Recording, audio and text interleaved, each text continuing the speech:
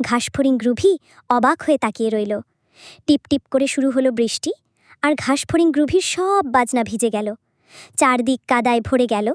ঘাসফড়িং গ্রুভির ছিল না কোনো শুকনো আশ্রয়, না কোনো খাবার। এক পাতার নিচে কাঁপতে কাঁপতে সে বলল, ইস, পিঁপড়েদের মতো আমিও যদি প্রস্তুতি নিতাম। তখনই পিঁপড়েরা তাদের বাসা থেকে উঁকি দিল, দেখল ঘাসফড়িং গ্রুভি ভিজে একাকার। ওরা মায়া করে তাকে ভিতরে ডেকে নিল, চলো আমাদের সাথে থাকো।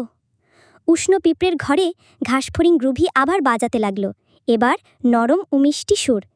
পিঁপড়েরা নাচল খুশিতে, আর ঘাসফড়িং গ্রুভি হাসল আনন্দে। এরপর থেকে ঘাসফড়িং গ্রুভি আগে কাজ করত, আর তারপর গান বাজাতো। সে বুঝে গেল, দায়িত্ব আর আনন্দ একসাথে চললে জীবন হয় সবচেয়ে সুন্দর। গল্পের শিক্ষা: খেলাধুলা ভালো, কিন্তু প্রস্তুতিও দরকার। কাজ আর আনন্দ মিলেই আসে সত্যিকারের সুর।